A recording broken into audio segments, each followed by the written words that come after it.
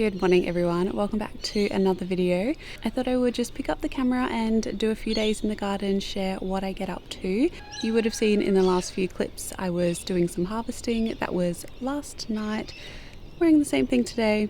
That's okay. I'm about to go and just arrange all of the flowers to take some bouquets down to my local farm store. It's the place where I get a lot of my veggies from that I sell at the markets, and we just have a good relationship there.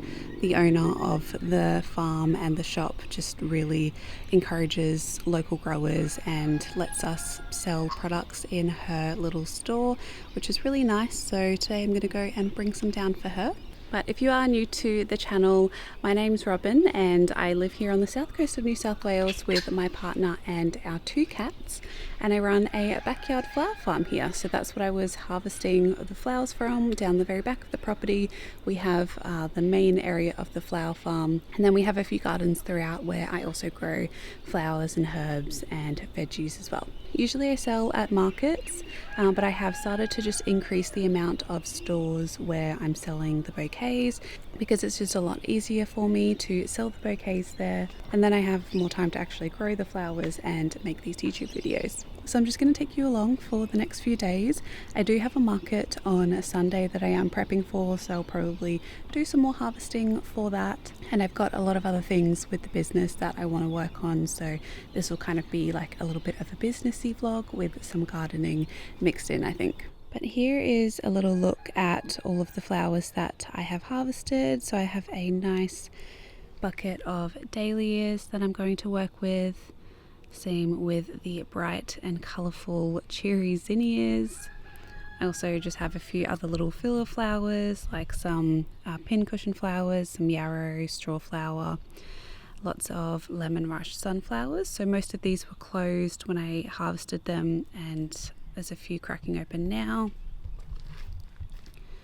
And this is what these look like. They're just a little bit more of a muted yellow colour, which I absolutely love. They're probably my favourite, I think, that I've grown so far. And then I have a bucket of greens back here, and I've also got another one in a garage as well. And this is just a mixture of things that I find around the garden that I put in the bouquets as greenery. We've got some a dahlia that I trimmed that needed to be trimming. This lasts really well in water, so I like to use dahlia greens, leptospermum, some rosemary, tomato leaves, which look really amazing in arrangements, some callistemon bottle brush leaves, some tipicina, and I think that is about it. And I have some more in the garage. So I'm just going to take these inside, arrange them, and then I will share what they look like when I'm done.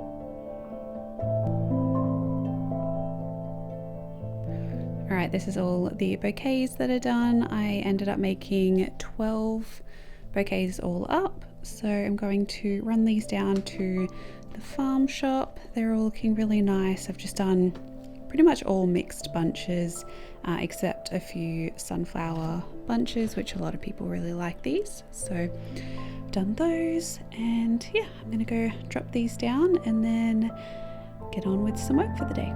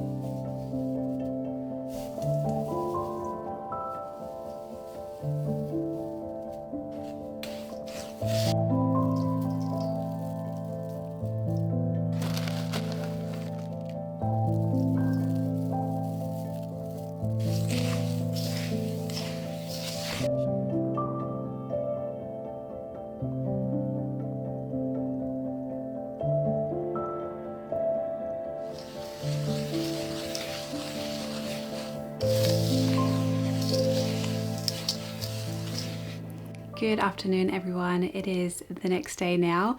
We have had some crazy storms go through today, so I have opted for an inside job today, and one thing that I have been meaning to do for quite a while now is make some bath salts.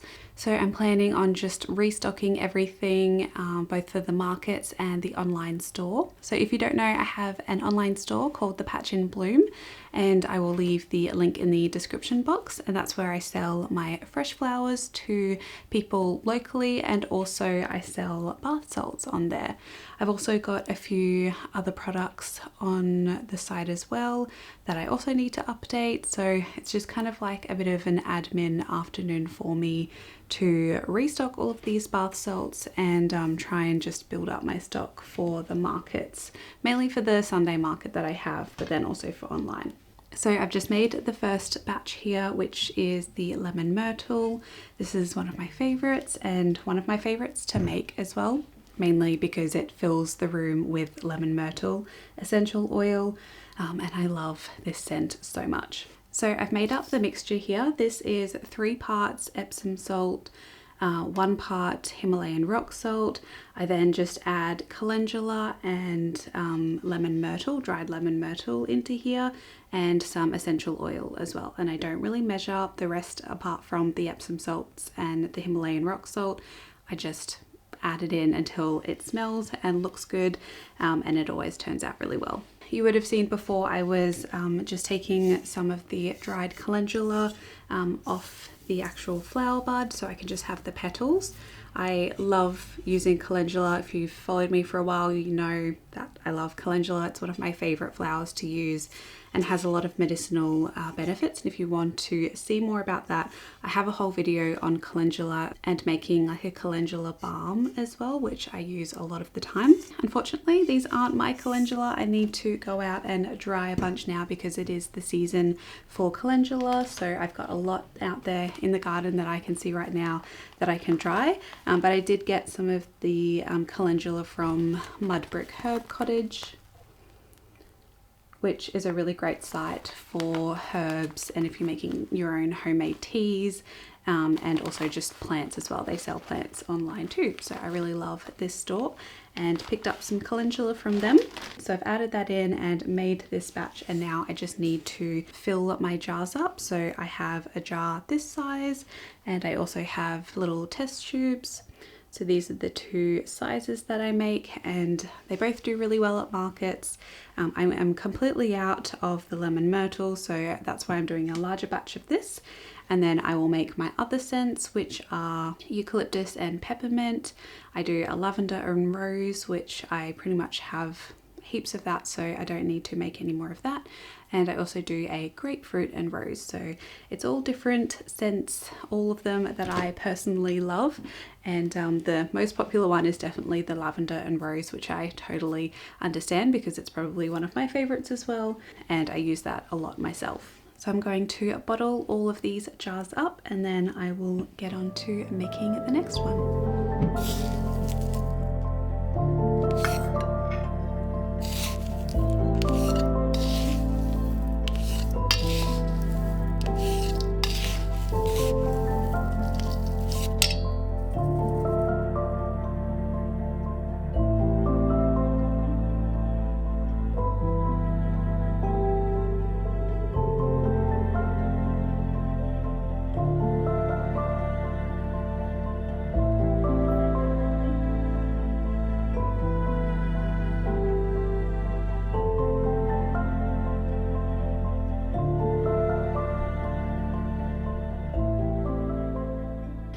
Right, all of the bath salts are now done. I am going to finish up with them today, and tomorrow I'll come back and put all of the labels on them. What I need to do now is I need to go around and find some buckets because I have just random buckets everywhere in the garage, and I'm going to wash them because I need to harvest flowers tomorrow morning. I'm going to harvest in the morning and then I'll arrange at night, and then it gives me the day. If any of the flowers need a little bit longer to open, then I can kind of keep them until the afternoon.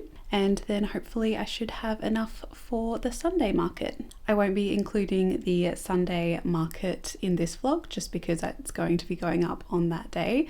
I'm a little bit behind in filming. I need to catch up and film quite a few more videos, so this is a very real-time vlog, I suppose. But yeah, I'm gonna go have some dinner now and probably just read my book for the rest of the evening, and then get up super early and get ready to harvest flowers. So I'll include that in the next section, and then we'll come back and I'll have a chat while I am putting all of the labels on the bath salts.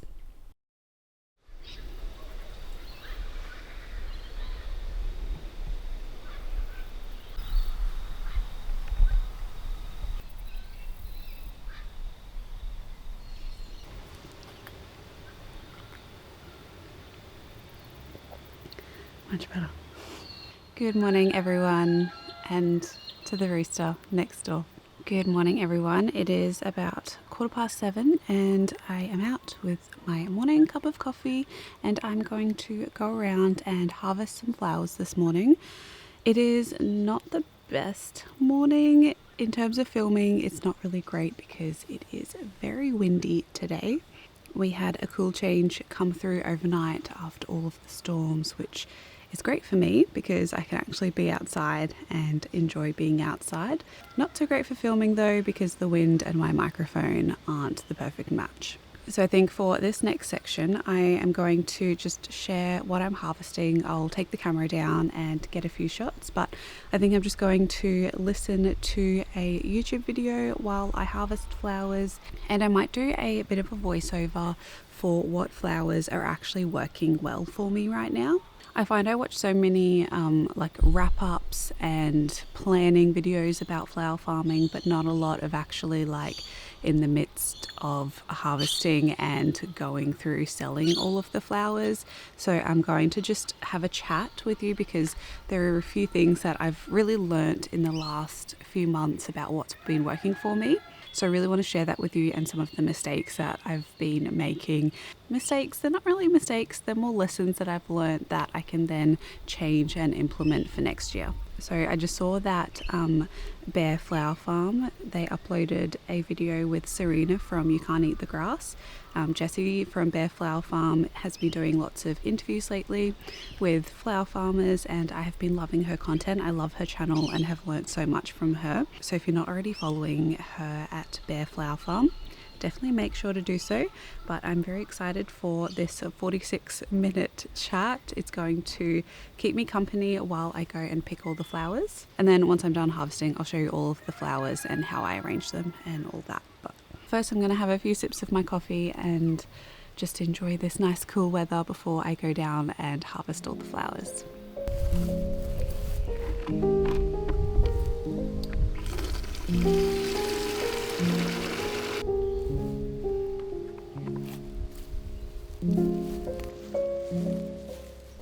So the first flowers that I was harvesting this afternoon were all of the straw flowers, and these have been absolute workhorses for me and are a flower that I will probably always grow.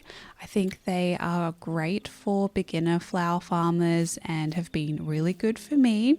They just produce so many stems, so they're a cut and come again plant, but I can tend to see at the moment that the plants are slowly not producing as much as they were at the start of the season, which is kind of a sign to me that the plants are probably almost done. I also probably could have fertilized these a lot more than I have. I've only really done about 3 lots of just like a liquid feed fertilizer and not much else. On half the bed I had some fresh compost when I planted these, so that would have given them a bit of a boost. But yeah, I can just see now that they're starting to slow down the plants, that they just don't have that much left in them, because I have been cutting from these so much over the last few months. I've used these in all of my mixed bunches as like a little filler flower. I've done straight bunches of these. They work really well with like some purple status, and I usually add some Westringia in as a green filler. They look absolutely beautiful, those bouquets, and I also use them as dried flowers and for all of the dried baubles that I did for Christmas. So I really loved straw flowers, but as you can see here, a lot of the stems aren't really that usable anymore. I think the plants are just done. They are not very happy anymore, and the stems aren't really at a length that I can use them. But for these that have really weird stems, I am actually just picking off the flowers and drying them. So, I mean, the beds do need a lot of weeding as well and tidying up, but overall I have been super happy with these. I found that they do tend to have a few bugs on them, but you can generally just shake them off. And I like to harvest these early in the morning, which is when I find there's less bugs on them, I suppose with like the morning dew or right after it's rained. I do find you need to condition these in a bucket of water for at least a day or so just for them to rehydrate. So these are definitely a flower that you can harvest well in advance of your market or when you need to use them. So yeah, I've been super happy with these, and I just love planting a complete random mix of colors. I didn't stick to one color in particular, and they just all look super nice together when they are all mixed and put in a straight bunch. And I find the yellow ones I tend to use the most when I am using them in my mixed bouquets with all of the zinnias and dahlias. Speaking of zinnias, this is the next flower that I was harvesting, and I've changed my mind about the zinnias. At the start of the season, I really hated them because they were just getting so much powdery mildew, but we seem to have come out of that issue now. I was regularly applying like diluted neem oil just in a watering can or a spray bottle and spraying that on the leaves, which is like an organic solution to a lot of problems in the garden, and I found that really worked to combat the issue. This is me showing here that the stems aren't ready to be harvested, a lot of these. If the stem is too wiggly and not straight like this one here, the yellow one that I was showing, then they're too early to harvest. But I will talk about harvesting flowers in another video where I'm going to do like a full tutorial on how to harvest certain flowers. But yes, as I was saying, the powdery mildew issues were really, really bad at the start. So I didn't even want to go down and have a look at the zinnias, but they have bounced back now and are very, very happy and very bright and cheery. I completely messed up and thought I had planted way more of the Queen Lime series instead of all of these bright colours, but I don't have any of the Queen Limes, so I really messed up in terms of sowing zinnias. I think what happened, one of the trays just didn't make it. I think I either forgot to water it, I don't know what happened, but my beautiful Queen Limes, I don't have a lot of them.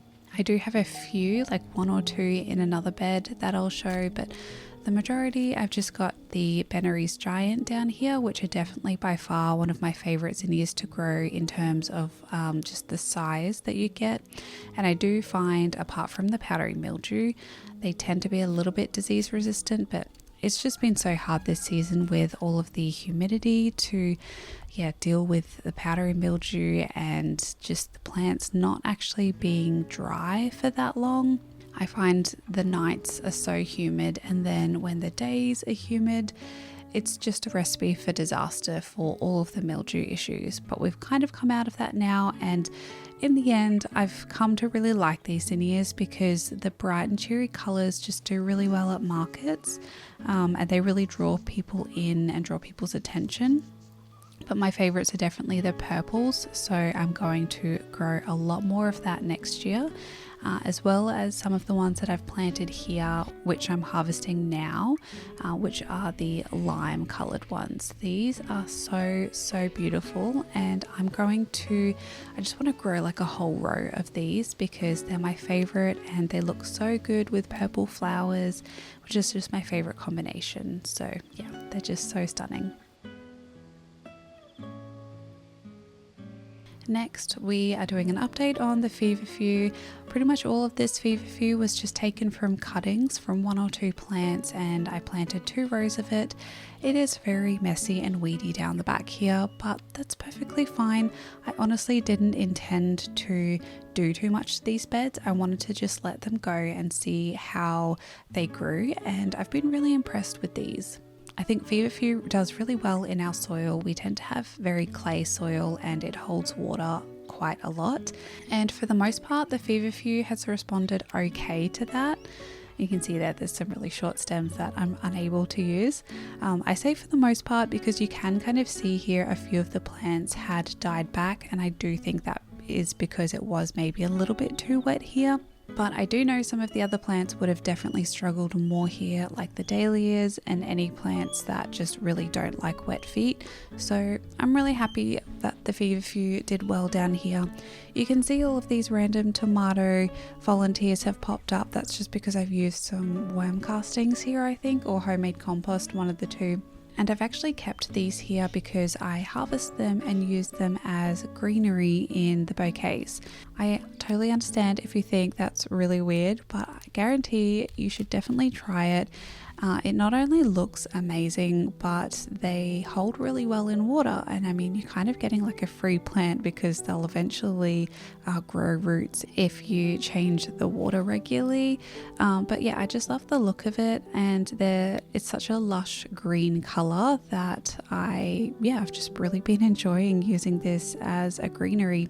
And I didn't have to plant it, so it was completely free to grow. I didn't have to do anything, and it's just an easy thing to harvest.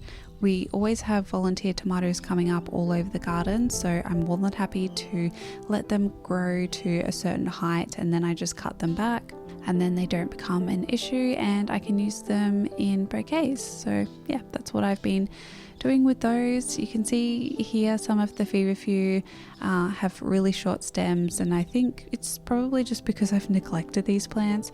I did harvest quite a few of the longer stems at the start when they first started growing. This is their second flush, and I just need to come through, do a trim, give them a feed, and hopefully I'll get another flush later on this year. And lastly, what I was harvesting was all of the dahlias, and to be honest, I didn't really have too many to show you in this clip because I had done a really big harvest a few days earlier and I didn't really have that much left. Something I'm finding with dahlias, I really should have fertilized them a lot more. I haven't given them a feed so far. I've just let them go, and I think I would have had a lot more success if I regularly fertilized them like once a week kind of thing, because they are such heavy feeders.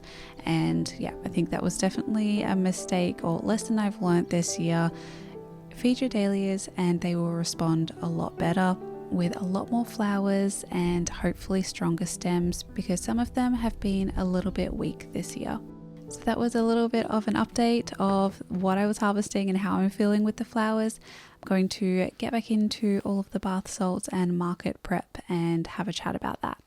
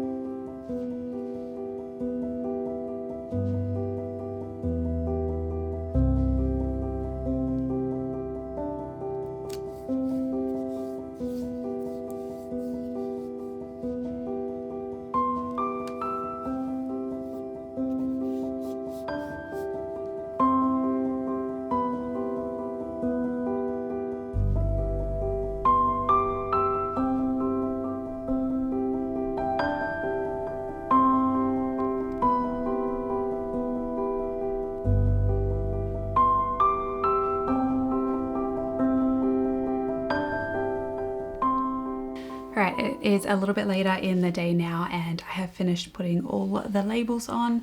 I also picked up some veggies for the market tomorrow, so I'm going to be selling locally grown zucchinis, capsicums and tomatoes. They all look really delicious, so I'm excited to see how they go tomorrow. But I'm really happy with how the bath salts looked. We're actually switching labels from a white label to like a craft brown label. This is the label that I originally had and I have switched it to like a nice brown label.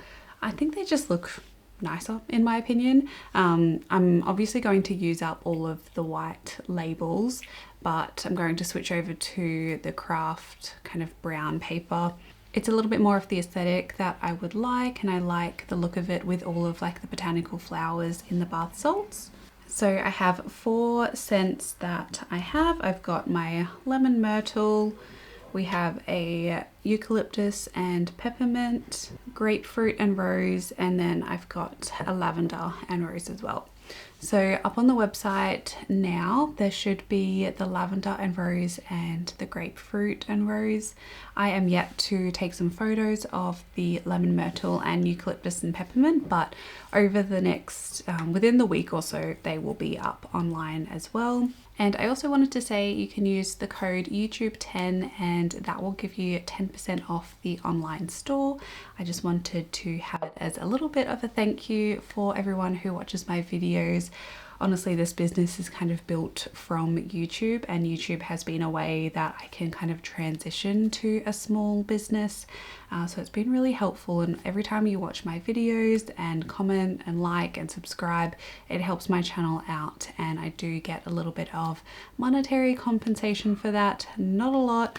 The AdSense money is very, very small, but any little bit helps and has kind of helped me create this business and yeah, finally be able to say that I can work for myself and run this business and just truly follow my dreams of living a little bit more of a slower life and be able to share garden knowledge through these YouTube videos. Right, so I've packaged up all of the bath salts and that is pretty much all of the bath salt market prep that I need to do. I just need to pack the car, but the last thing I need to do is arrange all of the flowers.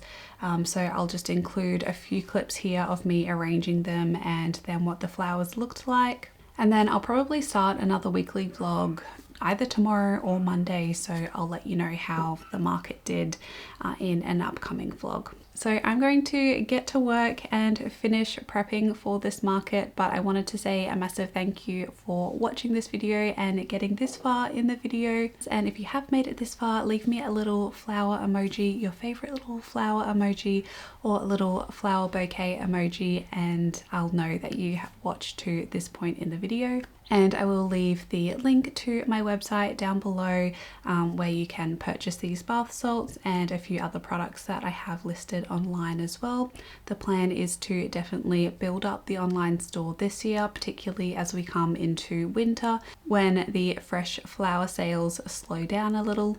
So thank you so much for watching this video. Sorry it didn't have too much gardening involved with it other than flower harvesting. There will be lots more videos like that because I have a lot of jobs to get done in the garden that I will share with you over the next few weeks. If you did like the video, make sure to like and subscribe, and if you would like to see any more content from me, I do have a Patreon account where I upload extra content. I do a little bit more personal vlogs over there and like travel vlogs, extra market vlogs, house buying videos are all over there. So I'm trying to build up a little bit of a catalogue for those who want to support me over on Patreon. But thank you so much for just being here today. I hope you're having a lovely day wherever you are in the world. And until my next video, happy gardening everyone. Bye.